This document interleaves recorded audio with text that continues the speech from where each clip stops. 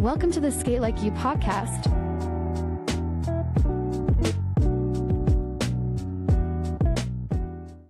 What's going on, everybody? Hey, it's Mark, Sk8LikeYou podcast, Sk8LikeYou.com. I am here with the one and only, finally, Greg Fuller. How's it going, Greg? Good, yourself? I'm doing fantastic, man. I'm stoked to have you on. This is like one of the most impossible gets, man.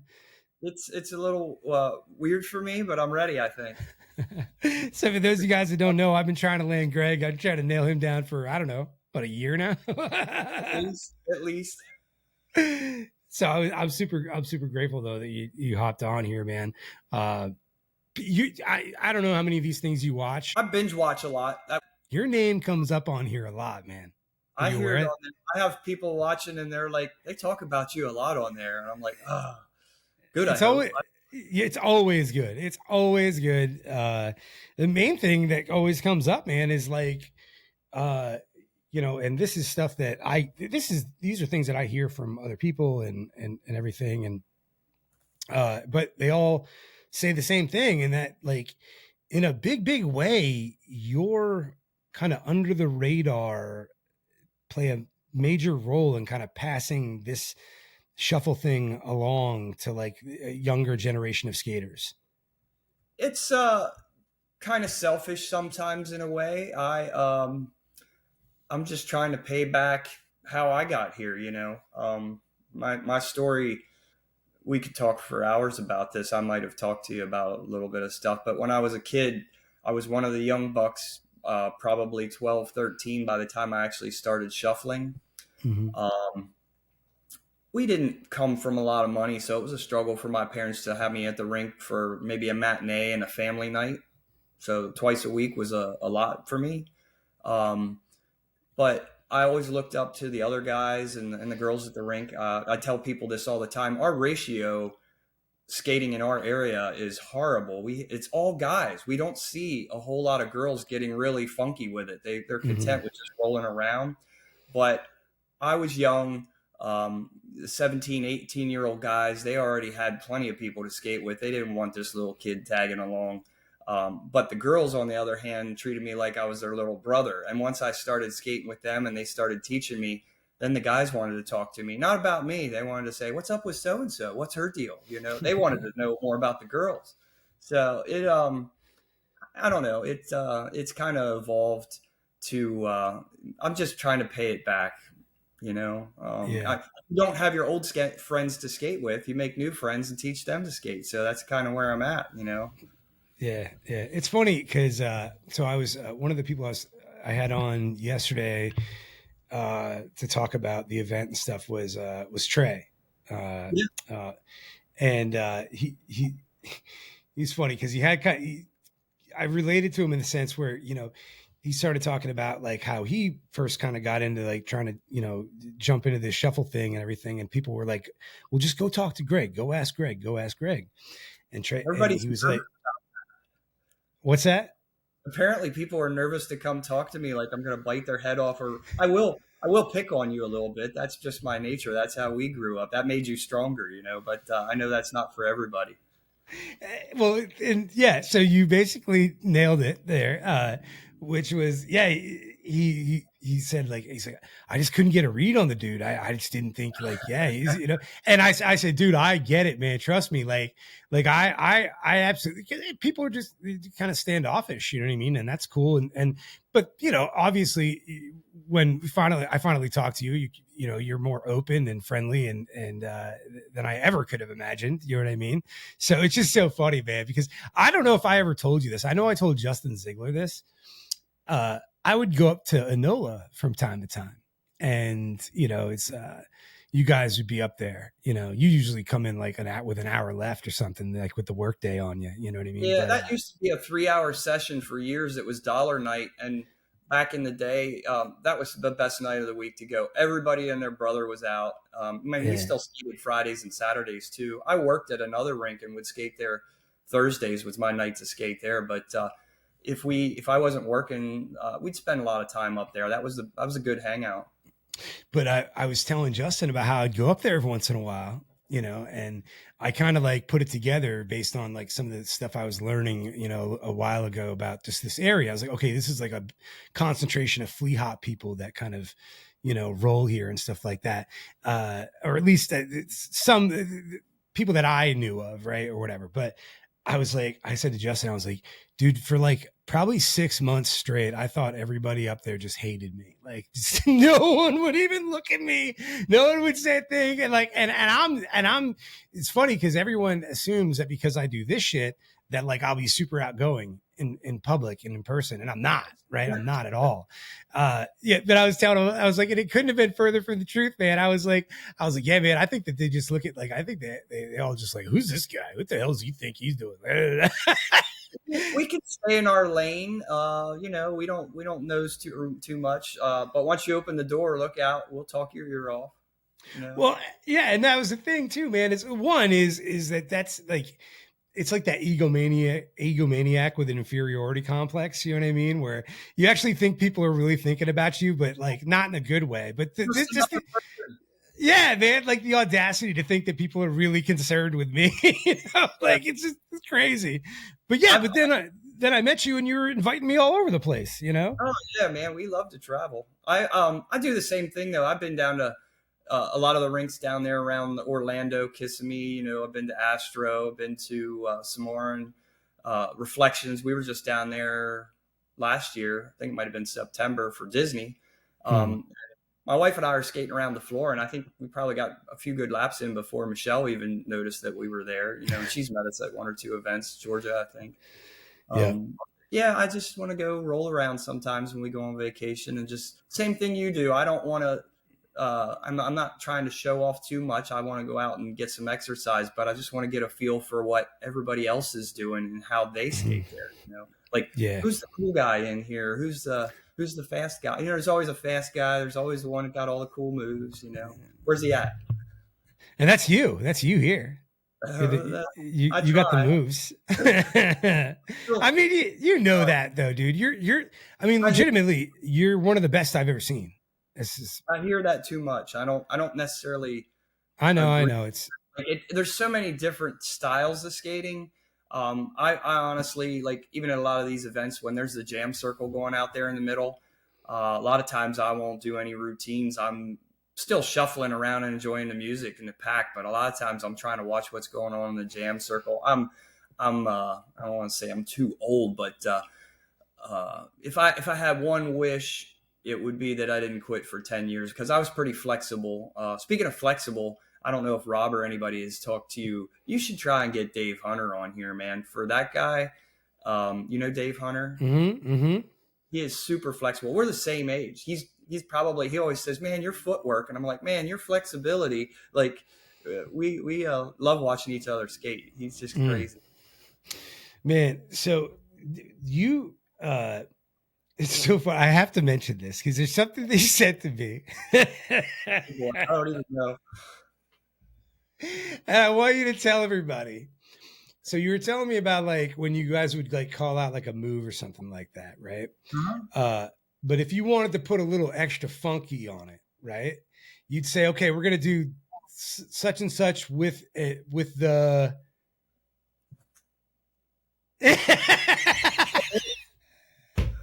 With the tits. Here's my age, and I don't know, like when you're talking about things that are trendy based on your age, growing up, I grew up in the late 70s, early 80s. Everything was your mom this, your mom that. Hey, you're not going to get canceled, Greg. I promise.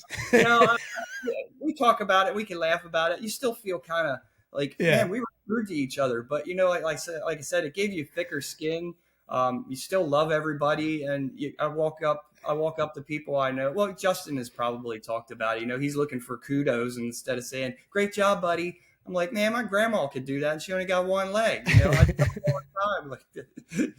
Like, watch, stop looking down. His head's always down. I say, if your head's looking down, that's where the rest of your body's going to go, man. You got to keep your chin up. And we're all guilty. We want to watch our feet, but watch somebody else's feet. Hopefully, yours are doing the same thing. Yeah, it's the same principle as like dribbling with your head down. You know what I mean? If you're playing ball. Absolutely. Yeah, back to what you were saying. I'm a little kid just hearing what everybody else is doing. And I learned the moves from the women. And of course, some of the guys then, I started skating with, but we'd put a little twist on things. And, I don't know exactly what year this kind of skating started. I know it was before my time, probably in the late 60s, early 70s. We all know that it was real popular with the Oregon skaters at CC Skate Ranch and down there between Pottstown and Philly. There was several rinks. Organ music was very prevalent there, as well as everywhere. I mean, a lot of rinks still, even in the 80s, still had a family night with like a live organist or one dedicated night where it was live organ music. And that brings us to another story. Everybody asks, how old were you when you really got started, and how did you get started, or who were your influences, all that kind of stuff. When I had no sooner just learned how to do the basic shuffle, we had 2 skate-a-thons, and I think if I have my years right, that part of my life is such a blur because I got to a point where it just seemed like it accelerated so quickly that I lost 5 years in no time there. But I would say around 81, 82, we had 2 muscular dystrophy skate-a-thons, 24-hour skate-a-thons back to back. I grew up at a rink in York called Rollerway. It was a chain. We had one in East York, one in West York. There was some other ones around. Overlook at one time was a Rollerway. So was Junior Skateaway. You're coming from up your way. The managers at the rink when I started skating I'll drop some names here and maybe that'll get some responses from other people up in New England. But Don and Cheryl Perkins were managing the rink at the time. They were from Boston. Very heavy accent. I remember long before I could shuffle skate, my mom was trying to explain to me. I couldn't figure out. We would go to the rink for birthday parties, and every time he was talking about a party, it was potty. And I was like, I'm talking about potties. He's like, he's saying party, not potty, party. And I didn't understand that as a young kid, but cool times. But anyway, I think it was 81, towards the end of the year, whenever it was on TV with Jerry Lewis, I think. We would also have the 24-hour skate-a-thon, and people would pledge money to say, I'll give you so much per hour for every hour you skate. And, it was the first time I ever did this. And I was in the middle, a little bit of the start of a big growth spurt. So I'm in a size 6 skate with the toes cut out. Artistic skates. I know you said you grew up wearing high tops. So did I. Mm-hmm. But I had cut the toes out, where the stitching comes together at the center part of the boot. And you could see my white socks through there that my foot was growing that big. So I had, open-toed skates on. Ironically, I won 3rd place, and that was a free pair of skates. So that came very welcomed. That got me through another year. The following year, now I'm starting to do some routines a little bit and open up a little bit. My friend Tammy Fitzke beat me out over this 10-speed bike that I wanted so desperately, which was first prize. I won 2nd prize, which was really a blessing in disguise. It was a year's free pass to the rink. So any hour they were. And let me tell you, I wore that thing out.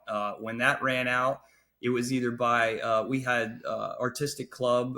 You could join in to take figures, freestyle, dance lessons or whatever, or they had that was the competitive part of the club, or you could just be part of the social club where you just paid so much. I think it was 20 or 25 bucks a month for a card that allowed you to get in every session.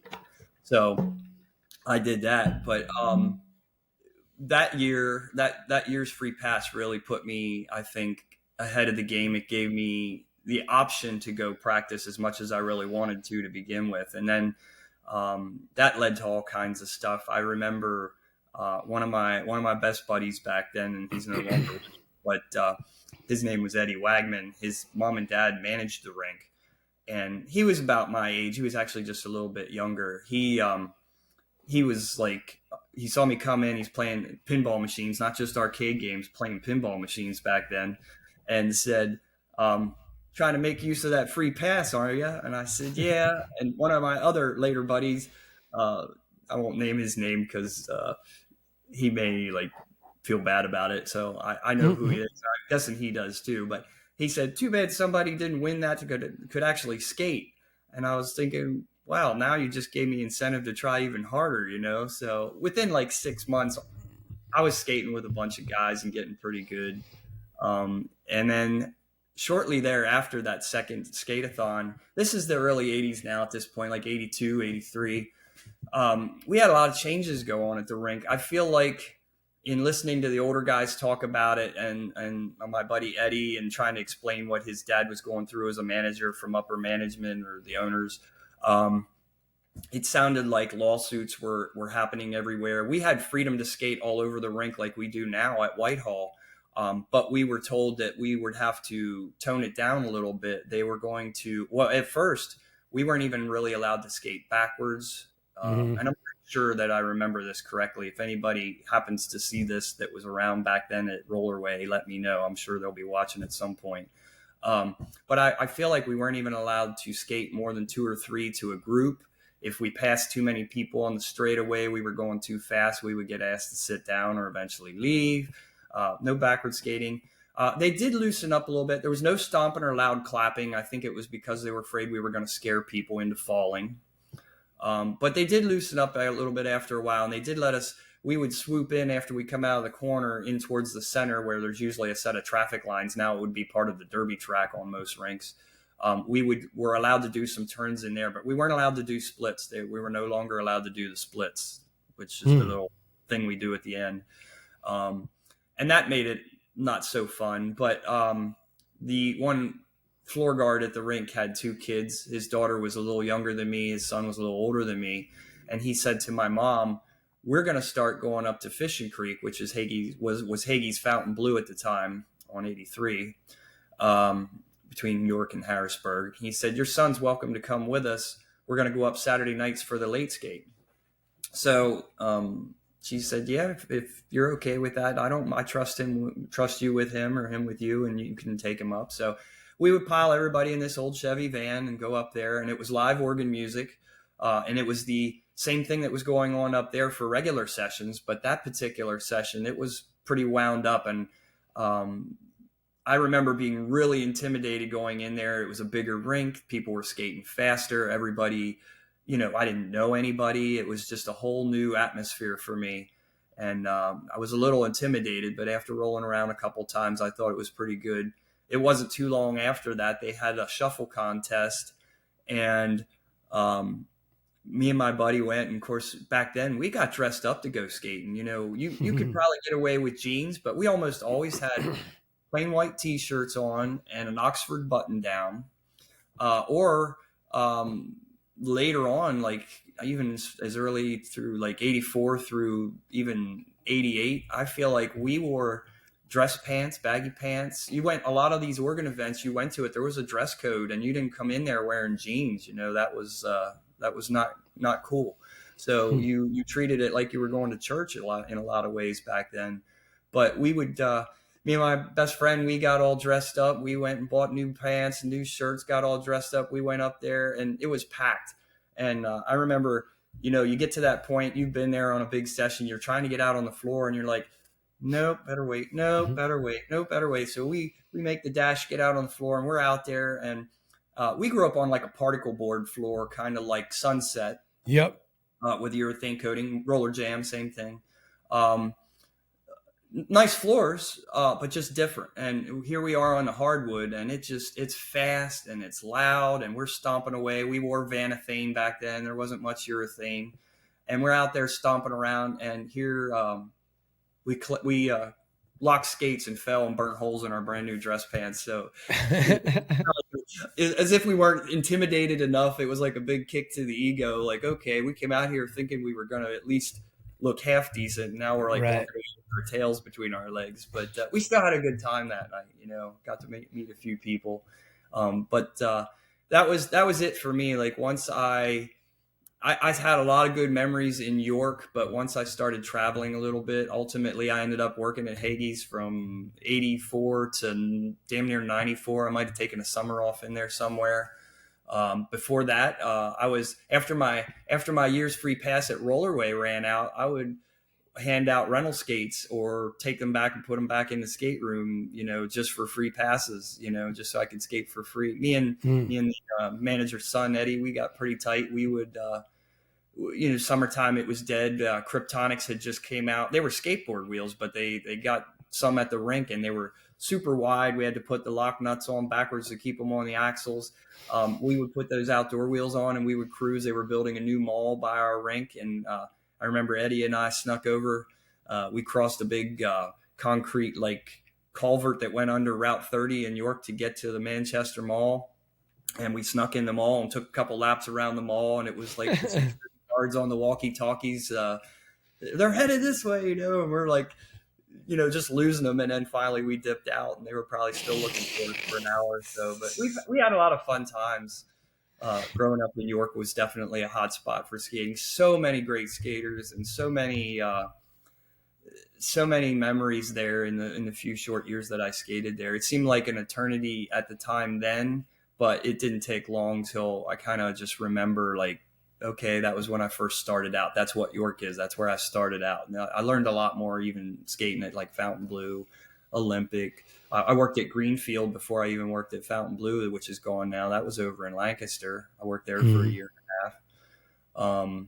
Got to meet the people I have made as friends and have fell out of touch with is a long, long list. I always look forward to running into somebody I haven't seen, and it is kind of a small world. I've ran into several people, even in the Philly area. I've reunited with friends that recently that I haven't seen in 20, 25 years that are just now starting to get back in. A lot of us are empty nesters or divorcees looking to get back to doing things we did when we were younger.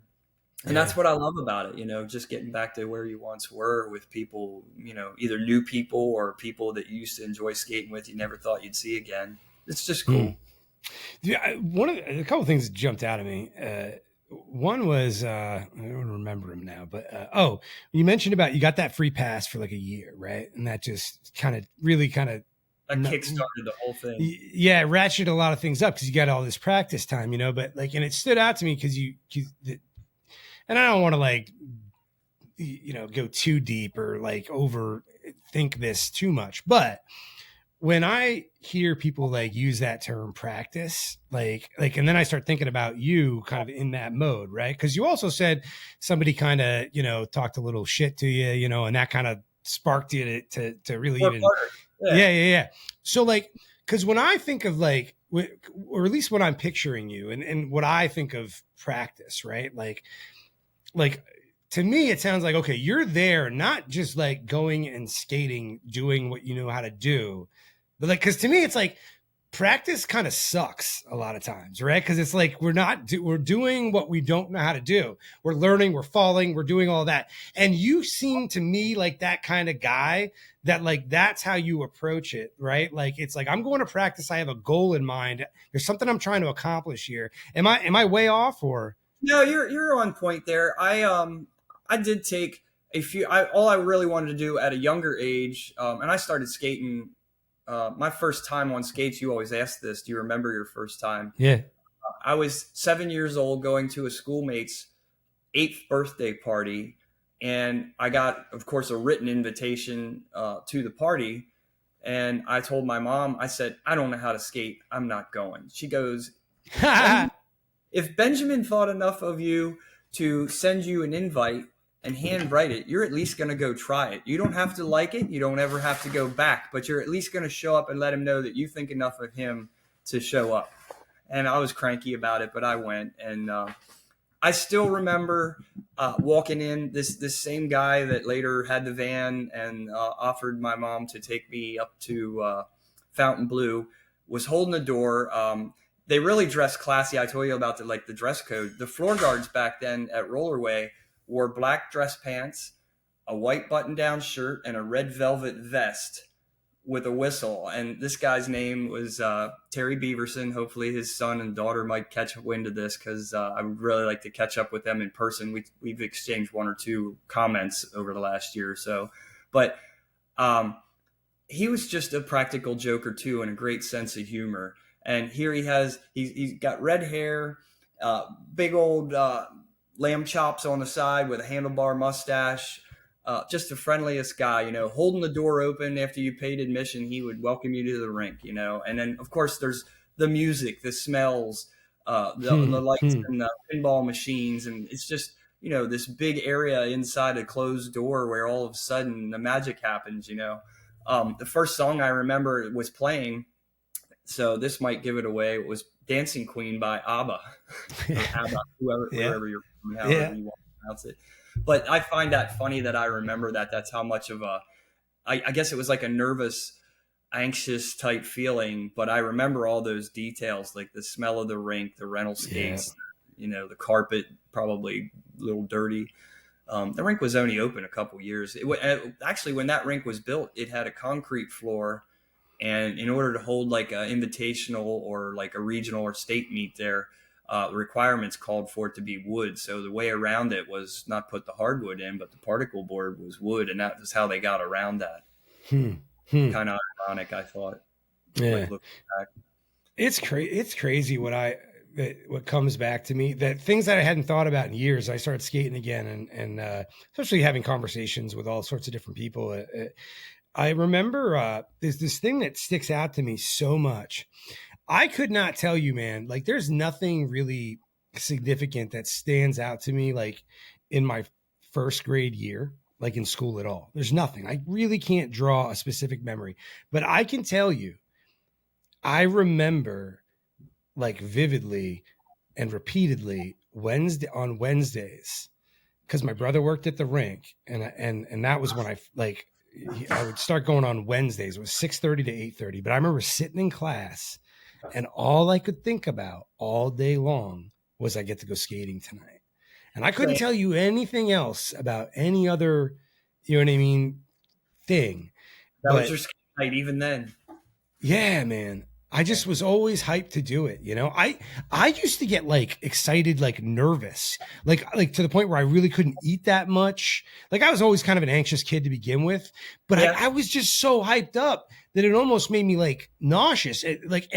But I knew when I got there, like it would go away and I'll be fine. But I just was that excited to go all the time. It's crazy. And it's so funny was like when I jumped back into it, I remember I'm sitting in my office one day, like I'd probably been skating a couple months and it was like a Friday and it hit me as like, oh man, like I want to go skating tonight. Like, and then it's like, I'm excited about going skating tonight. And it just instantly was like this was me when I was a kid sitting in a classroom. You know what I mean? Like just all I could think about was going to the rink that night, man. It's just crazy what jumps back into your head, but I still get that way, like certain nights, especially if I'm working and miss a couple weeks or something. I know it's not going to be a spectacular night, but I at least got to roll around and, loosen up, just reminisce. A lot of nights I'm just rolling around the floor, reminiscing about times past. So with the Oregon thing, do you actively like go pursue like Oregon skates now?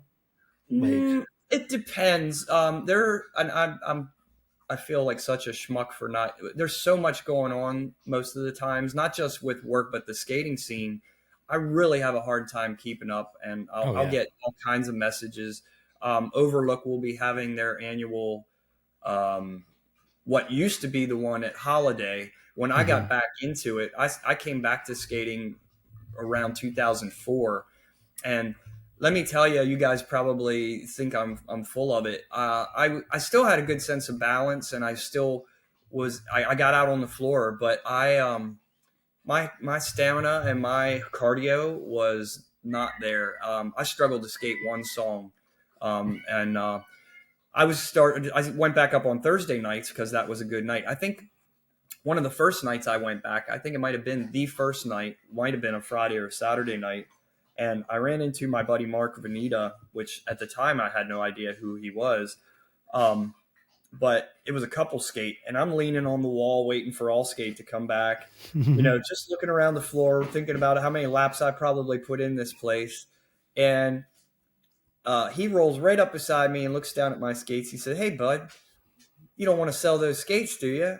And I said, nah, not really. I said, but it's going to make me want to take a little closer look, see what you're rolling on that you're asking about him. And we just made small talk and found out that he skated at Greenfield the same time when I was skating there and worked there. And we started name dropping name after name after name. And then he says, do you go to any other events? I said, I'm really just getting back into it. I said, I haven't been really active in like close to 10 years. I said, but what's going on? He goes, are you on Facebook? I said, not not really. I said, I've gotten on and looked at like skate log forum, which used to be a big thing before all the Facebook groups took off. I said, but I'm not even a member on there. I said, I hear the application process takes forever. And I said, I don't have much to say. I just want to see what I've been missing, you know? But come a couple years later, then I found out real quick, you know, yeah, it's still active. I was really having a hard time on Thursdays up there. I grabbed the inlines, and we have a riverfront uh, bike trail over in Harrisburg, and we park out on City Island. You may have been out there, checked that stuff out. I would park on City Island 3 nights a week, put my skates on, take a lap around the island, go across the walk bridge to Riverfront, skate the whole way up north almost to 81 where the trail ends, and then skate the whole way back down. A lot of times I would go down to the PennDOT building, come back to City Island, do another lap. It equaled probably about 13, 14 miles. My time wasn't that great originally, but within a few months, well, I remember one time I was definitely skating back at the rink on Thursday nights. I still continue to go to the rink on Thursday nights, but in addition to that, I was trying to get my cardio back. But I was with a buddy of mine that had just got a new bike, and he said he rides that. And I said, what nights do you go out? I said, I've been skating it. And I said, maybe we could get together. And I think he was thinking I'll have to hold up for this guy. But I remember he had a speedometer on the bike, or he had his GPS on. I don't remember what it was, but I would let him like kind of go ahead of me. And I remember we passed this group of ladies, and they were moving pretty good, and we went flying by them. And I heard one of the ladies say, we got to work harder. That's the first time in my life I've ever been passed by somebody on roller skates. Okay, maybe I'm getting somewhere now. But yeah, we would do that. And I think it might have taken us to do that maybe like 45 minutes. Sometimes when we get to the end, we'd take a little breather or whatever. But that definitely helped get me back in. But then going back to the rink Thursday nights just wasn't doing it for me. There was nobody to shuffle skate with, like a few people there. And I'm friends with the owners, and I was friends with them before I quit skating. And I said something to them, and they said, why don't you come up Tuesday nights for the organ session? And they did it every Tuesday back then. And I said, yeah, I said, I could handle that. I said, I used to love that. Well, as soon as I came back, I saw right off the bat, like half a dozen people that still looked the same to me, you know, from back in the day, because they were still skating. And I actually got more exercise and probably had more good times on Tuesday nights than I did Thursdays then for a while. I don't even know if I was going every Thursday night. I was just focusing on Tuesday nights. And, this takes me from like 94 all the way up to like 96, maybe 2 years of that. 90 or not 90, 06. I'm sorry. 94 is when I quit. 04 to 06, I was probably doing the Tuesday nights. But by 09, some of these elders that were skating Tuesday nights with the organ music, they said Holiday down in Delanco's having a big organ jamboree. They have it every year, and it's usually a good turnout. So that was one of the first real big trips that I took with these guys, and I loved it, man. That place was packed. Saw skating like I kind of remembered. There was still some people, you know, doing some routines and some splits, and we used to throw high kicks up where our knee, you know, would hit our shoulder and our skate was well over our head. Like that's the kind of stuff we did. I still see a couple guys skating, and of course they're a lot older than me now, so they're just happy to be out bopping around. But those guys would do Russian splits where they would toe off backwards, just like you would do on a trampoline, spread eagle, and both feet would come up and touch their hands, you know, above their shoulders. It is insane to watch some of these guys skate. And I tell the kids this stuff, you know, when they're trying to say they can't do this or they can't do that. And I remember there was a night up at Wilkes-Barre. I had tried to show them something, or I was trying to explain to them to do like a double revolution, taking off forward and landing this thing we call four splits. And they said, nobody can do that. And I said, come on, man. I said, you watch these artistic videos. These guys are doing triples out here. I said, just because they had lessons and practiced their whole life doesn't mean you guys can't get around. I said, I used to do it all the time. And they egged me on. I did get around, but I didn't get the four split out. But at least I got around, and I think that was like an eye-opener. Like, maybe this guy isn't completely full of crap. I don't know. But it's fun now to watch them. You know, I don't have a whole lot more to show these guys. They know the basics and enough to get themselves thinking. And that's what I like, watching how they combine stuff and create their own routines now, which is pretty cool. But it's also difficult because they'll show me something, and I'll say, well, what do you call that? And they'll tell me. So now I have to dig way back in all the things that I remember from back in the day, plus remember all this new stuff. And I might go 6 weeks without seeing these guys, and then I need a refresher course on do it 1 or 2 times so I memorize it, and then I'll have to try and remember what it's called. So we'll, it's fun. Well, it's interesting. Yeah, but it's interesting though too, because you talk about like doing that that 3 revolution and how you wanted to land, and they're like looking at you like that's not even a possible thing, right? Like they can't even wrap their head around it. And okay, you do it and you don't land it the way that you are intending, or you mentioned. But what that does for anyone that's watching in that moment is it takes this thing that like doesn't, you got to be brave enough to try it. Yeah, but also there is like, oh, that can be done. There is like, you know what I mean? Because once you see someone else do something, like it's, yeah. And now now it's doable. I can replicate that. I can, it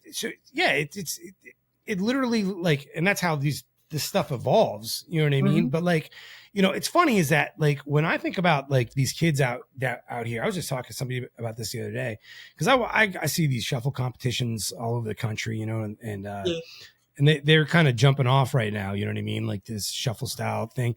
But I'm telling you, man, I can look around Lehigh Valley, dude, and I think I have multiple combinations of like 3 or 4s that I think you go hang with anybody right now. At any one of these things. And I'm not saying that they're the best or they're better or anything like that. I'm saying they can hang and they're bringing their own thing. Oh yeah, you know what I mean? If this was Star Wars, the Force is strong in this area. Like, hell yeah, dude. Yeah, it's a thing.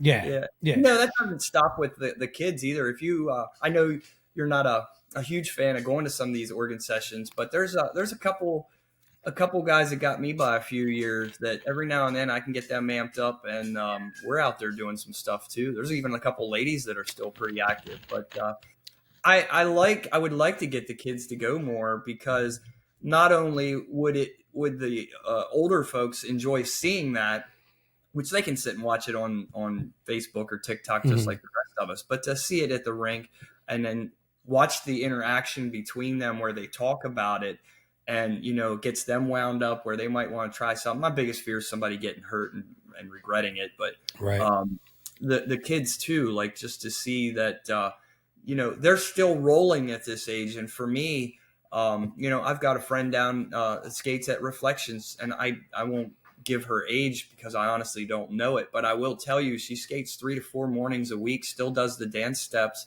and has double hip replacement, I believe, if I'm correct about that. There's plenty of my friends that have knee replacements that still skate. Yeah.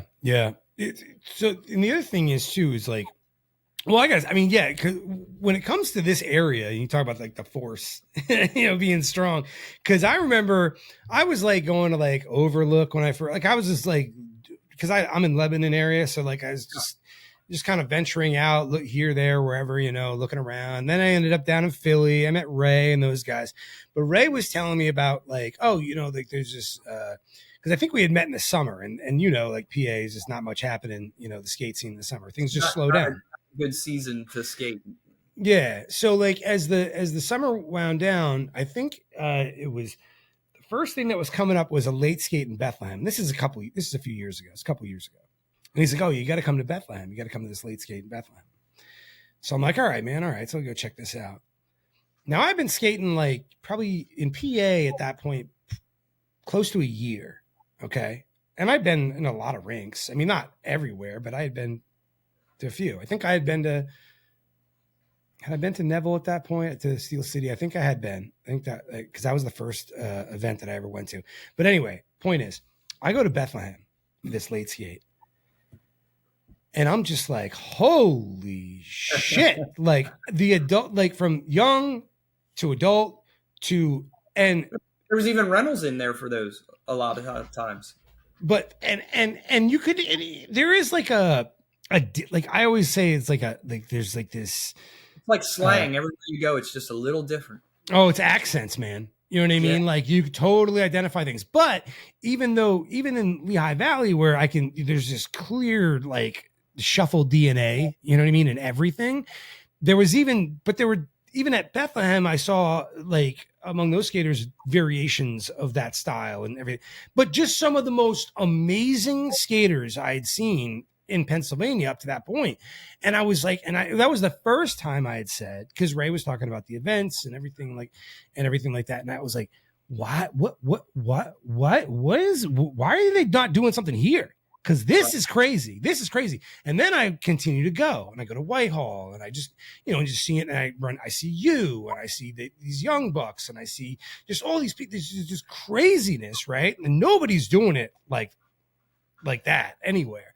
And I did a podcast with Matt Hatter at Whitehall over a year ago, where I sat down with him, and I was like, I don't know why the Lehigh Valley isn't like doing something, man. Something needs to fucking happen here, man. Like this, So, and I would say it to Ray every time, like all the time, like, man, but because he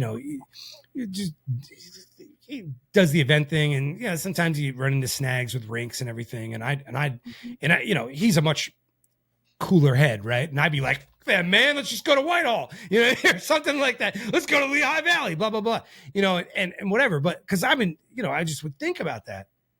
But like, man, it felt like this best kept secret almost, because a lot of people don't, like, you guys aren't putting yourselves on. It's not like people are blasting themselves all over social media about it, right? Yeah. It's just, and it's not that we don't welcome more skaters, but I say it all the time. I know we have it pretty good here. We've been to other places, and we're content with what we're doing. I don't thumb my nose at the opportunity to go to a different rink sometime. yeah. But it's always more fun in groups, especially with people and you feel like you can share that with somebody when you skate with somebody that does the same thing you do. Not to say you can't find people and learn what they're doing or have them learn. We trade stuff all the time. There's somebody, we'll go somewhere and, hey, I noticed you skate. I've already rolled up to people that I'm just watching their style, and I go right up to them and say, are you from here or there?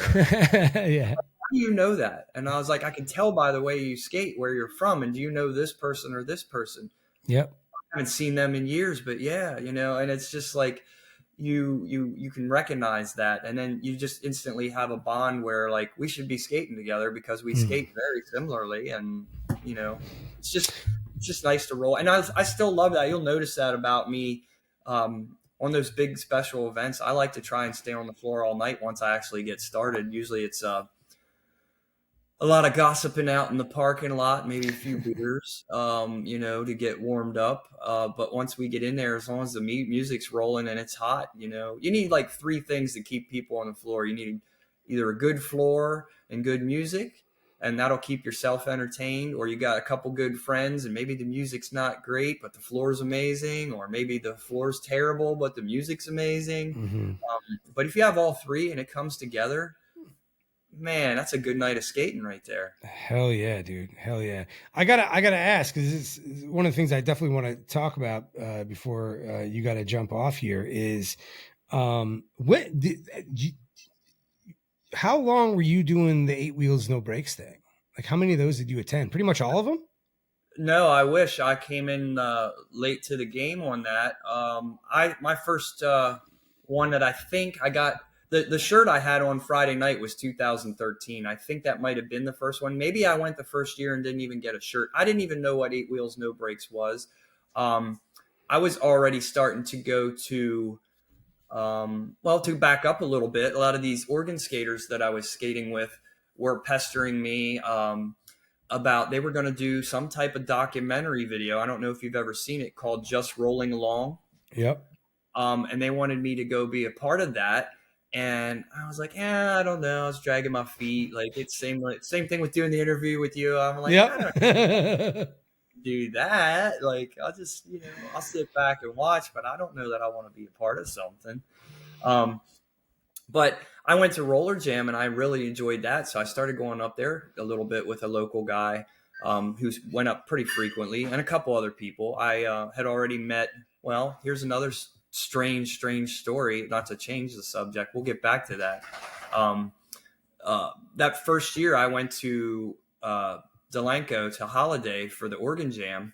I'm in the snack bar drinking one of their signature Slurpees in there. They had these boosts that were like local to the area, and they just had a unique taste. So I'm enjoying one of those. And a guy comes up and he goes, Did you used to skate at Skater's Choice, which is not far from Franklinville? It's like 15 minutes north of there.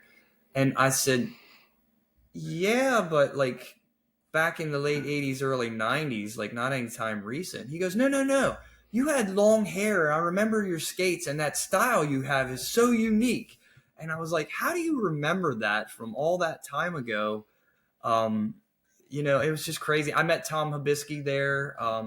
Friend Brian Britt, he doesn't skate too much anymore, but you'll see him every now and then. But that's where I met those two guys, and we instantly all hit it off. But back to the New York thing and the Staten Island, I passed on being a part of that thing, not knowing what it even was about, just trying to go different places. But I was learning that. Do you wish? Wait, I gotta ask. Do you wish that you would have done it now? I don't know. I mean, I think they pretty much covered it. It was more about the transition between live organ music and the disco era, right, and how that changed the evolution of shuffle skating a little bit. I would have loved to talk to, and I did talk to Dan and his wife, the guy that put that together. They were actually coming down to Franklinville for an organ skate a few years later, and I had talked to him about it. We had copies of that video, but I was asking him to bring some more DVDs down because I wanted to show some other friends or let them have a copy. And they actually were tragically killed in a head-on car crash on the way to the rink, which was horrible. But I had started talking to him a little bit more about doing like a part 2 of that and focusing more on the skating part instead of the music part. And I would love, even now, I just love talking about where you grew up and, what was it like? Because I believe in my mind, and here again, if somebody can answer this from wherever they're from, I'm more than willing to hear. A lot of the shuffle skaters were also artistic skaters back then. And I think, other than doing the figure circles or the dance steps or practicing freestyle for competition or whatever, I feel like when they went to the rink and it was open session and organ music was playing, somewhere somebody choreographed this shuffle skating. Somewhere it had to start with a little bit of rhythm. I mean, there was rinks that had big bands once in a while playing. I've been to a couple organ sessions where somebody will grab a guitar and start playing beside the organist, or there's a local lady that at Sportsman's Hall once or twice grabbed the mic and started actually singing. It was pretty cool. We used to do a thing at Hagee's every year called the Corn Roast, and we worked on the rink all week to get that dressed up. That was the owner, that Mr. Hagee, Hiles Hagee, that was his pride and joy, was to have that corn roast there, and people would come from all over the place to do that. And they would open the doors at like 4 or 5 o'clock in the afternoon. You'd feast until like 6, 7 o'clock, and then the skating would start. But it was just a cool night, and they would have 3, 4, maybe even 5 organists sometimes. There's plenty of old videos out there. They're horrible quality to try and focus on somebody. But you get the gist when you see how crowded the rink was, and you can clearly see that the whole rink was shuffle skating. Like, that's what skating was to those people. But cool times. So, okay. So you didn't, but 8 Wheels, how many of them did you do? For some reason, I thought you were like at all of them. Oh, I wish when somebody came up to me at Roller Jam one night and said, "Are you going to Eight Wheels or are you coming to Eight Wheels?" I said, "What the hell's that?" Oh man, crazy! The place is packed, and there's people like working, and somebody even told me there was bloodshed, and I was like, some kind of derby thing? What is it? Eight wheels, no brakes. And I'm thinking, no brakes in the music, like no brakes on your skates. Like, what does that even mean? And I went and I found out, and I was like, this is my thing. Like, this is definitely my thing. Like, this is where it all happens. And, Rob has me on a video somewhere talking about the event, and I said, this is the Super Bowl of shuffle skating right here. Like, this is the climax of the year is there. And so it was so funny because just like this past weekend, a lot of people were like, oh my gosh, I skated so hard, my legs are killing me, but when can we do this again? That seemed to be the common thing that everybody was talking about, was when can we do this again? Do we really have to wait a whole year? And I remember talking to Rob and saying, why are you making everybody wait a year? You should do this more often. We had like other sessions, but not of that magnitude. First Friday was Cherry Hill. First Saturday, it was every Saturday at Roller Jam. You couldn't pick a bad Saturday to go Roller Jam back then, but first Saturday ultimately ended up like kind of becoming a thing at Roller Jam where everybody came. Third Friday was Franklinville, now Skate 47. Third Wednesday, they had a late skate every Wednesday at the Palace or the Skateplex. But third Wednesday just seemed like it was when all the old schoolers came out and the new schoolers. It was a much more packed night on that third Wednesday. Every Sunday at Christiana was a good night, and honestly, that session to me hadn't even changed a bit, even down to most of the music that was being played. I went there in the late '80s and early '90s, and we would travel and just we'd get a carpool of 6 cars and go either to Christiana or that Skater's Choice session. We love to go down to that session. We had an accident on 76 right in Philly one night. Somebody just abandoned a car in the passing lane right close to where the stadiums are, and we all like had a little tiny bump and fender bender type thing. But it's a wonder we didn't get killed or anything. We all still went skating, didn't let it ruin our night, but it was a little scary there for a little bit. So I think the basically, from what I've heard from you so far was like, that your legs you got worn out over the weekend, which is always good to hear. But I really was interested in hearing from you that, like, especially like, I mean, I know what we were trying to achieve with this thing. You know what I mean? And I mean, like for you, what, like, cause and I respect your opinion, you know what I mean? Like completely, obviously, I told people, like, and everyone knows it's not a mystery. Like we're never going to replicate 8 wheels, no brakes. I was never even there, so I wouldn't know how to do that anyway. Jackie would, but that's impossible, right? But there was a thing I think that we were trying to capture. You know what I mean? And also my thing, going back to this thing about like my experience first going to Bethlehem and out in Lehigh Valley, where it was like for me, and I'm not hating on anything like any other place. I go to events everywhere. I love going to places, and I love DJs from here, there, everywhere. They're most of them my friends, but like I felt like, man, like if we're gonna do something here, let's do it here, like it is here. You know what I'm saying? And because I think that is enough. I think people come experience this, just what you guys are doing here, what happens here. And that's more than enough. You know what I'm saying? And it will work. It will work. We don't have to do anything else. We just like come experience this vibe. And I don't know, man, I would just love to hear what your thoughts were about the event. The weekend was as good as anybody could expect. And it's constantly evolving. There's people that I wish I would have seen there that weren't there, but for every person that's missing, there's a whole new group. Like I said, I'm so used to the evolution of friendships, new people to the Rink. And I welcome that, you know. I still miss people that don't come. Some of them don't come because of health reasons. Some of them just don't want to travel that far, or their work doesn't allow them to. Some people can't just stay up that late sometimes. And I Yeah. like the fact that the Sunday event is a little earlier for that reason. I'm sure everybody can appreciate that a little bit.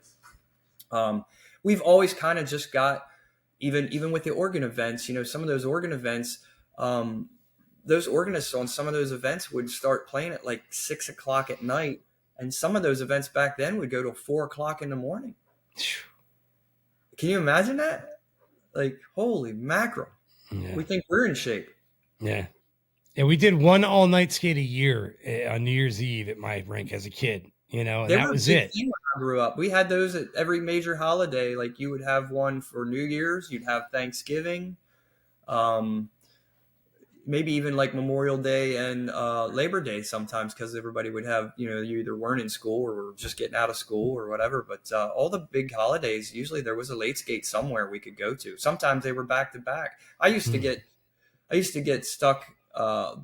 Thanksgiving, we would skate a late skate anywhere. Almost everybody had one on Thanksgiving, but I worked at Greenfield, and the Amish would come in there then on Thanksgiving Day on that night. So I had like two of them back to back, and they would skate. And of course, I was working, so I couldn't have any fun. But to do two back to back like that, oh my gosh! And we've done sessions like that. I know Sunset was one of the last ones that I remember. They still had like a regular Saturday night late skate, and every now and then they would do.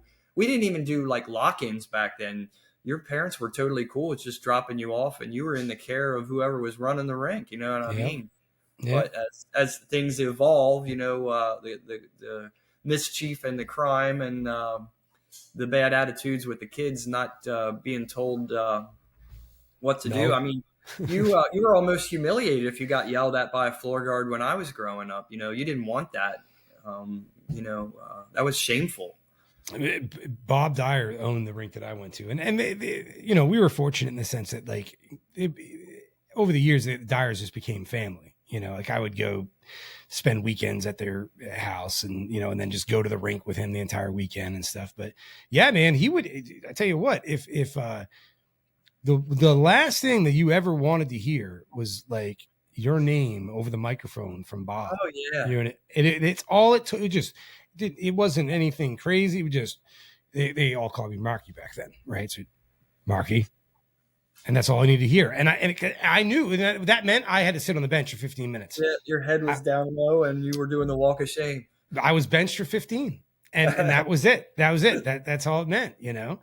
But dude, I tell you what, man, one of the craziest things though this weekend that I saw, and you actually mentioned, I think, in the comments of something. And now I never saw anything like this, dude. But like, now the best of my ability, I counted. Oh, the line, dude. So Marco actually has a really good video of it on YouTube right now, where it's 20 plus minutes, 65 people. Man, I've never the YouTube yet for the videos from the weekend. I'm still looking on Facebook for a bunch of them. I'll shoot you a link to it.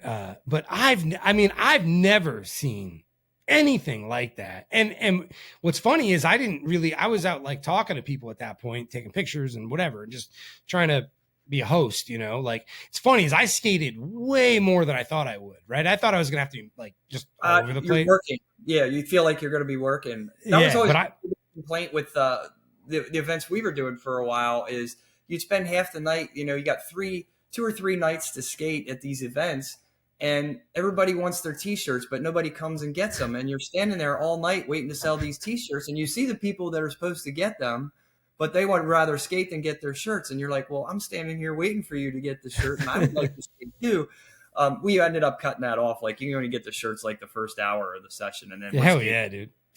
But yeah, so then I noticed what's happening, and because really what it was is like I took notice, and then like my attention's over here, and then I come back and I'm like, it's the same exact people in the same order, like this. So this isn't like another lot. Like, this is not stopping. Yeah, like, that's pretty amazing considering like the caliber of all the different skaters. Some of them probably aren't even used to skating with each other or that close to each other, or the intimidation factor. And I tell everybody, the kids, as a kid, you are in the back, and eventually you kind of work your way up to the front as you get older and get better. You start the pack and don't even realize how many people are behind you. But once you look back and see that, it's almost like, oh shit. Yeah. You better watch what we're doing here. Somebody could get hurt, trying to maintain that pace without getting carried away and feel like you're being pushed, or trying not to dive into the corner too deep where people hit the wall, or cut too short that you're cutting other skaters off as you come out of the corner. That's all, all that stuff comes into play. I love skating a full house session, and I'm sure a little bit of that intimidation factor and scary. Those nights at Roller Jam, just like the final night up there, that was absolutely insane. But I loved it. A lot of our sessions growing up were similar to that crowd wise. Like it's almost like watching any of those old like Roller Boogie or Skate Town USA. I mean, that kind of crazy stuff. You talk to Kojak down there in Georgia. Mm-hmm. I can tell, like, that's just the lifestyle those guys have. Like, that was their era too. You know what I mean? They're shoulder to shoulder, like in that. Oh yeah, we used to have an arm around each other, or we'd be like right on each other's hip, and you're like, how do you even move your feet when you're that close to people? You're stepping over each other. I had a blast that last night at Roller Jam, and because that's the funny thing, like, because I talk to people and people like, you either loved Roller Jam or you hated Roller Jam, kind of thing. You know what I mean? Because but like the last night, man, there's like a few different times throughout the night though, like where either I jump in with Evan Runfola, and we are just everywhere. Right. And not just trying to race between people. Like for me, like being more of a freestyle skater anyway, like I love the challenge of being in a crowd and being able to kind of navigate through it. Yeah. And, but on beat, like utilizing it, right. To accommodate style rather than distract from it or detract from it. Right. Yeah. Same thing with Nathan Edwards. He's another one that night where I love that dude. Out of Pittsburgh, we had a blast. Yeah, man. And I was like, man, this dude, you're not shaking this dude. He is there step for step with you. And not that I'm trying to shake him, but, I'm just doing my thing. And sometimes there's a lot of times where people will drop out, and I'll actually pick up the pace and go faster just to burn myself out, and then I'll go take a break. But I always want to be the last one on the floor, sometimes. Nathan is deceptively fast, right? Because he's optimized for speed, right? He does everything right for speed, right? Like it's built for speed. Yeah, well, because it's the slow, methodical movements that generate that speed. It's not the frantic, stuff. And he does that perfectly. He's graceful as hell, man. Really, if you watch him. We even talked about that. I think it was the first night, Saturday night. There was a long period in the middle where the tempo was a little on the slower side, and I love that tempo. I'll skate to that all night long. But we would already kind of maintain that speed around the rink, so we're shuffling slower, but we're still going as fast as we were. And I said to him, this is where you burn your muscles, man. And we were like, yeah, this is going to get you cooking. If you keep eating like this is going to cook you. And that's what it was for me. That first night, I went to bed and I was afraid to move during the night. Every time I felt like I was going to move, I was like, here comes the leg cramp. Here it comes, I had him Sunday. Did you? Yeah. I'm still feeling it today a little bit. Like luckily I had a fairly easy week here. It wasn't too brutal on me. My wife, I made it through the night Friday night, and then when she woke up, she said, I got a leg cramp in the middle of the night. I'm surprised I would wake you up. But yeah, we were all tuned up from it. It was a good night, good exercise. The social part of it, you can't beat that. Nathan and I think we started skating that first year at Pittsburgh that I met him. We were at Valley over there at Denora. And I asked him, I said, are you going tomorrow night? And I think he said, yeah. And then we just skated a lot together the next night. But he had asked me at some point, the other question a lot of people ask me is, they want to learn how to tap like that, the stomp and the taps that we do. And that is definitely not something you just learn like overnight. I can show you like a few tips and tricks to get you started, but you never really perfect it. You just kind of ad lib through it. Everybody has. It feels like more like a feel thing to me, because like, and not that I'm doing it in the same manner or whatever, but like I unconsciously have done that for forever. You know what I mean? Like not even thinking about it. Because you hear everybody, not everybody, but there's enough people doing it that you're like, if you're new to skating, you're like, what is that guy doing? And then you realize there's a couple people doing it, and it's so usually all synchronized on beat together. So they're clearly trying to do it, but what is it? Like, what is that? I said, well, did you guys used to tap dance? What is that? Is it a river dance on skates? Like, what is that? Tell you what, it's always been that way. It's what it is. I think you probably know somebody that it's louder, but man, Alan Baker. Oh yeah. Dude, that I've never heard somebody stomp so loud, tap so loud in my life. Yeah, I sank a pivot pin Saturday night. And that's those skates are like sports cars. You pay a lot of money for them, but there's a lot of wrenching goes on behind the scenes to keep them running like that sometimes, and they come out of adjustment real quick when you're pounding the crap out of them like that. Mm-hmm. Yeah, man.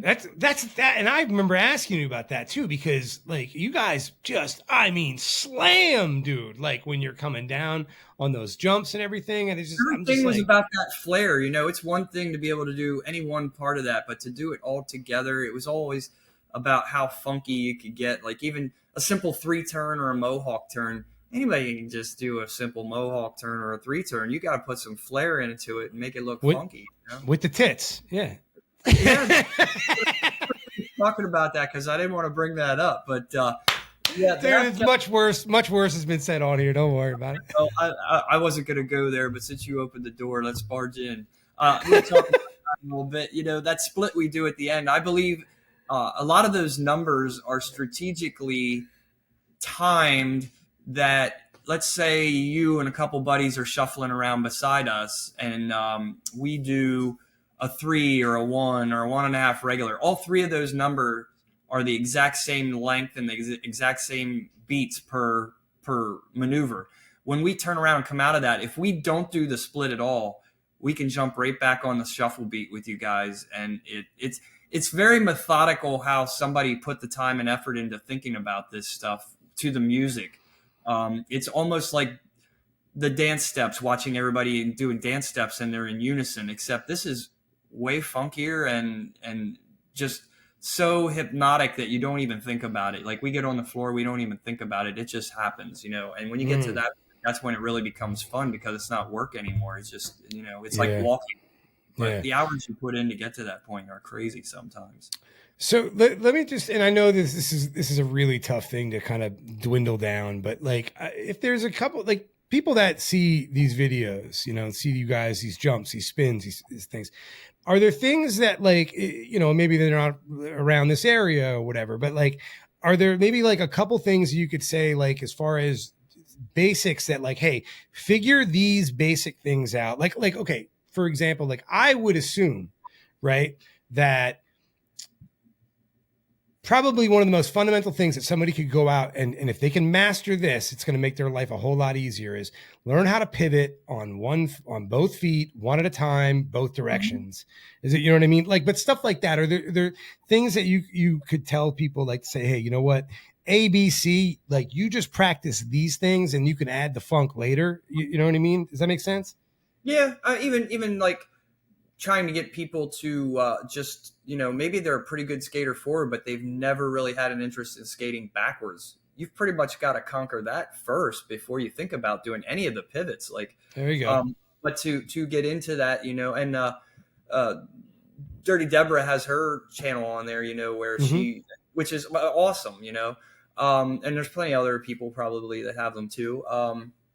That's the stuff you learn in your advanced basic, right after you get done your your free beginner lessons, your first couple times to the rink. A lot of rinks used to offer, and some of them still do, like you go early on a Saturday before matinee, they'll offer free learn to skate classes. Mm-hmm. What they usually teach you first is how to fall, how to get up without using your hands or getting your fingers run over, and just to push with one foot and see how far you can roll on one foot.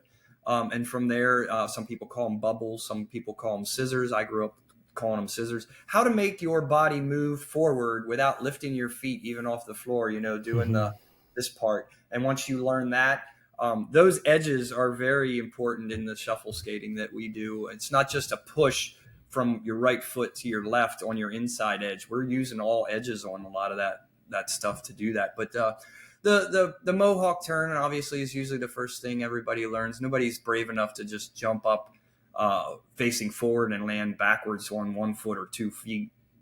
So it usually revolves around a step where you kind of step into the turn. And we used to stand and just practice with our feet, facing outward, heels together at the wall.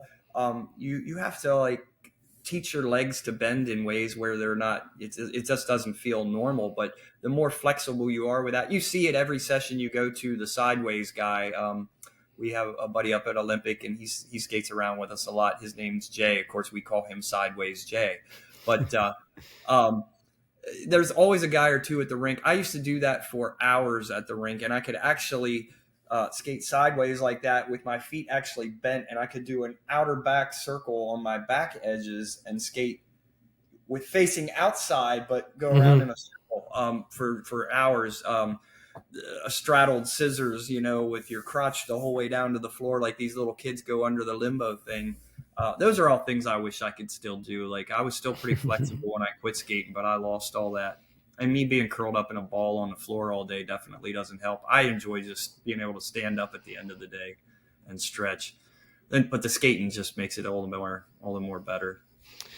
Justin was, you mentioned Deborah. I had her on here. Oh man, she's a dude. She's such a good time. Such a good time.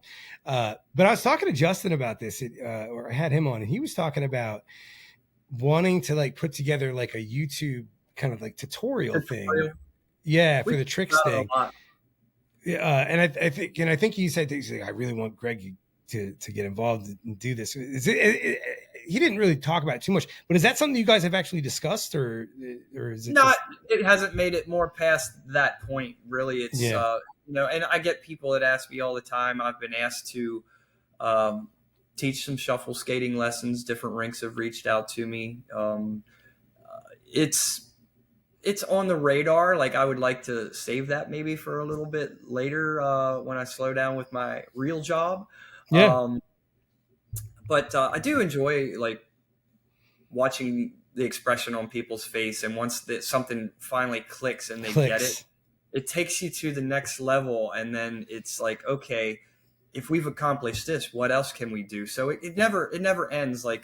I've jet skied for quite a few years when I wasn't skating, and rode stand up, and it's like that.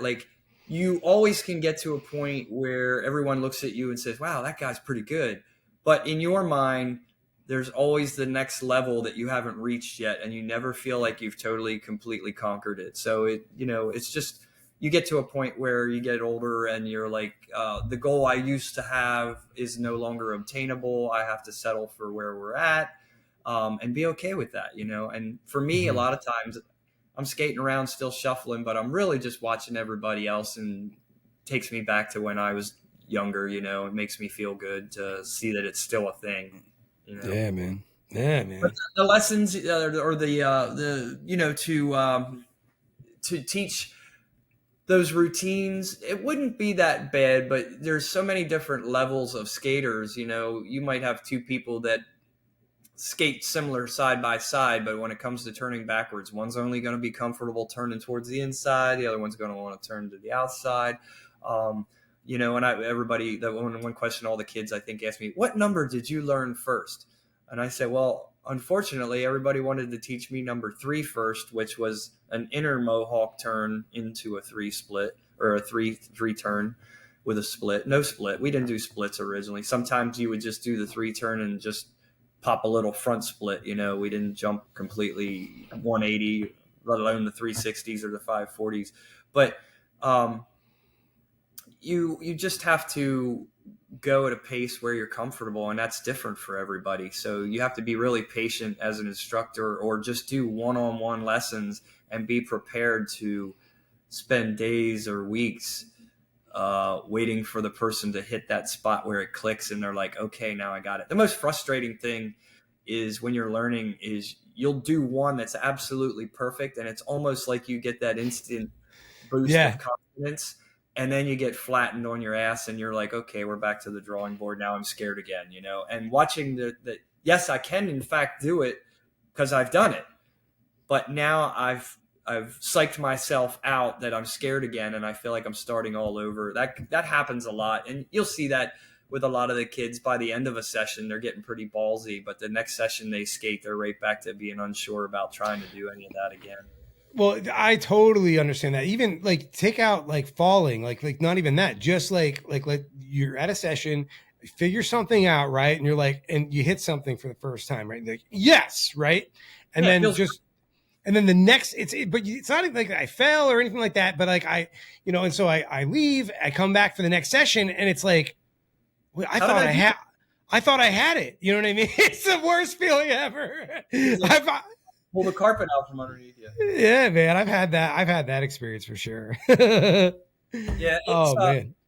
It's a timely thing, and your dedication definitely is what pays off. You know what I mean? Some people are just natural fast learners. I had Christine and Butch up at Wilkes-Barre. I didn't really know who they were the first night. Butch was out skating. Christine called me over at Whitehall. They had come down to Whitehall to skate. And she said, "Is it true you taught Larry Anderscavage how to skate?" I said, "No." She said, "Well, I heard that you did." I said, "He was already skating." I said, "But he is a very quick learner." I said, "I don't have to show him anything more than once or twice. And he just picks it up. Like he's a natural born, he's got balls when it comes to that, and he's confident, but he was also a great ball player. He was a gymnast, so he's not afraid to fall. He's not afraid to push the limits a little bit, but that's how you excel. But that's not for everybody. If I, people, my favorite thing is people come up, "How did you learn how to skate so good?" I learned how to fall a lot. I learned how to fall a whole lot. I mean, I was covered in bruises and brush burns for a couple summers, especially trying those 540s. That was the next level for us as kids. It's like everybody wanted to do a 540. And my confidence level on those for years was I was a jackass. I would come into the corner, even the size of that pack we had skating. If I was leading that pack, I would come right out of the corner. We do this thing called a nut where, we do that little cross behind or that stutter step. We come out of the corner. Some of us do it going into the corner or both. Well, we call that, if you do one of those corner hop or cross behinds and then flip backwards into a split, it's just a simple, like, you don't even have to jump. You can just pivot on your right heel and drop your left toe backwards and you're into a split. We call that a nut. I would have a pack of people that big behind me, and I would come out of that corner and I would do a nut. And instead of just dropping my heel, I would throw a 540 and I land in a split. And the whole time, I'm not even focusing on what I'm doing. I'm just looking at the crowd, because each and every person, especially the ones directly behind me, look like they're ready to shit their pants, because I was not expecting that, and you scared the shit out of me, And that's a cruel trick to play on everybody, but that was the confidence level I had at one time. I wouldn't dream of doing that nowadays. I mean, the kids push me by the end of the night a lot of times to do one or two. I like to egg them on and call them names when they fall, just to make them harder. But they're pushing each other now, and that's a good thing. Yeah, man. It's funny when people, they kind of ask you those questions, like, how'd you get so good at skating or whatever? Like, especially now too, like I think it's like everything with social media, especially with skating so relevant on social media, is people only see like finished products, right? Like they don't see the hard work that went into it. No, man, like just busting your ass over and over and over again, not even being close to like, yeah, anything that would even resemble style or look, you know what I mean? But like, yeah, like, but it's funny too, because like I talk to people that like come now as either they come back. I talk to a lot of people that come back to skating as a result of social media, but then I've met people that just come as a result of social media. They never really skated before in their life, Right, and but they're curious enough to check it out now. right, but which is cool. But it's always so shocking to me. Sometimes this isn't everybody, but like it's shocking to me sometimes how shocking it is to that person, how difficult this learning to do this actually is going to be. You know what I mean? Long enough that repetitively, and you think, I could probably do that. And then you find out real quick, it's not that easy. No, yeah. Because skating is here's the other thing about this, and I want to wrap this up because luckily we got timer, so hopefully you are. Dude, we've got an hour 20. I got a whole episode out of you. This is perfect. So anyway, but no, oh, what was it? Oh shit. Damn it. Sorry. No. What were we talking about? We were just saying about the how shocking it is for people to they think that, I watched 100 times, I got this. Let me show you how it's done, and they can't. And it, Yeah, but here's the thing. Skating, in my opinion, it seems like skating is the only thing where like even if someone like literally went to like a couple birthday parties as a kid, they're still going to be like, oh yeah, I used to skate.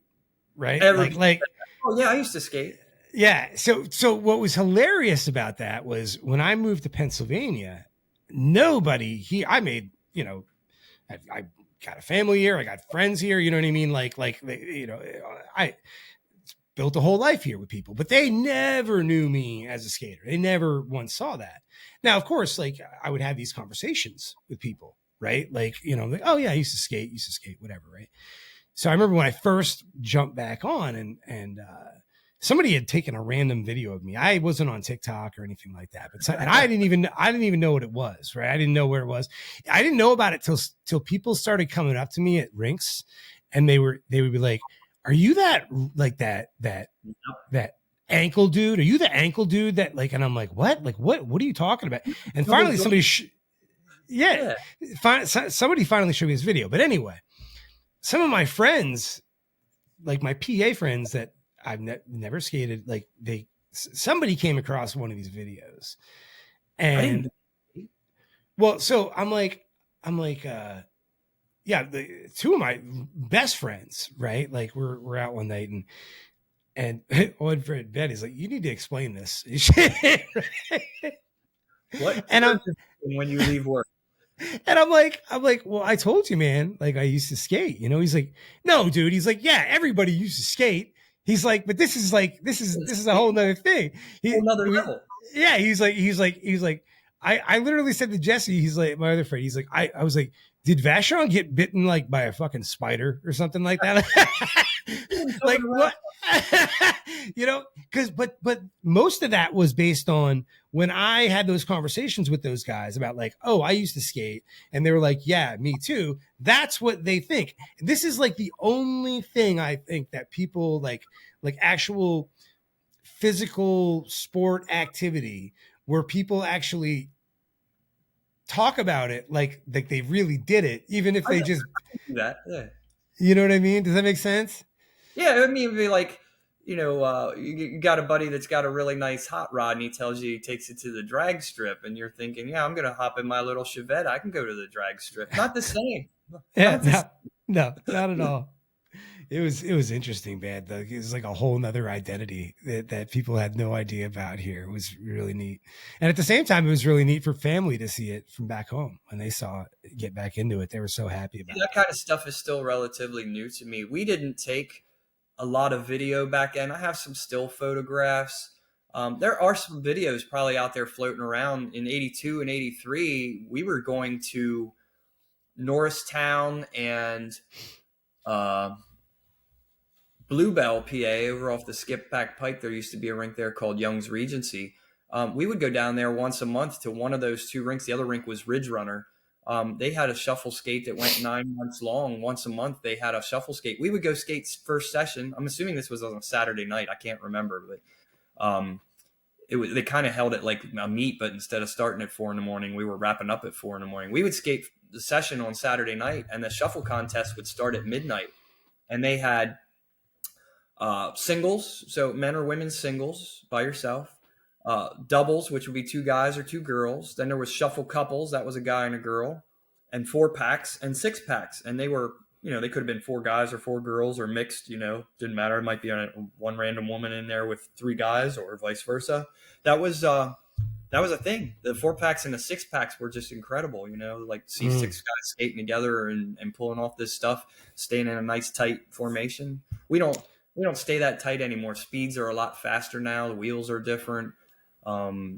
We still make a lot of noise, but I feel like the structure, other than those long shuffle packs, trying to keep it cool so nobody gets hurt. We're a little crazier now probably than we were back then. But that whole style too, to me, that's where the shuffle skating and the flea hop thing comes in. I don't really know how we got labeled with that term flea hop. There was a group of skaters in Ohio that claimed to be the creator of that. And it was just basically a series of mohawk turns on the straightaways to the shuffle, to the organ music. Very similar in some of the routines we do, but it didn't get too intricate. I always associated it growing up. Shuffle skating was just shuffling like we do in that pack, but flea hopping was the guys that were throwing high kicks and stomping like crazy and hooting and hollering and clapping and, tossing each other around and getting really, really extreme with it. To me, that was the flea hopping, which is kind of funny because our Flea Hop Club is kind of more of a social club, just to say that you belong to something. And I think that goes for even like Derby, everybody just wants to feel like they're a part of something. So to include them in that, and that's what makes these sessions popular too, is, you don't have to be the best guy or girl out on the floor, but just to be there and be a part of it, the energy that we like emit to each other is what drives us all to keep doing it. I think, it's just, it's an extended family, or for those of us that have, a dysfunctional family, this is putting the fun in it for us, putting the fun in dysfunctional. Hell yeah. How we doing on time? I don't want to cut you short. No. One other thing I'm going to say, and you don't have to comment on it at all, but it's funny because you mentioned about like, not doing much video and stuff. It's so funny because I just uploaded that video, behind Andrew, right? Yes. But so there's a guy, I don't know if you know who he is, but he goes by Paul Anonymous on YouTube, big YouTube channel. But he's videos, but I don't know if I ever see, he's usually videoing, right? Yeah. He's always behind the camera, but he's like, dude, he's like, I used to watch that dude on YouTube all the time back in the day. And he's like, that dude is a goat. It's actually what he commented, but because I know I go back and I see like these old videos of you on YouTube, you know what I mean? But yeah. Well, okay, man. Yeah, we're at an hour 30 or like hour 27, man. So we could definitely wrap it up. If I will just if there's anything that you want to throw out there, anything you want to say, shout out, whatever, Mike is yours for close us out. Nothing too big. I really do appreciate all the people that I grew up with skating, and I do get to catch up with sometimes. Some of us communicate a couple times a year. Some people I haven't seen or talked to in years. The list is endless.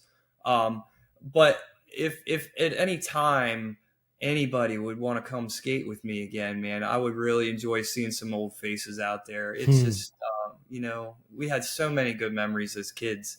And I like I said, a lot of people probably their health doesn't permit that, but even to come watch, I always tell people, you don't have to skate. You can just come watch. Like I enjoy watching just as much as I do skating.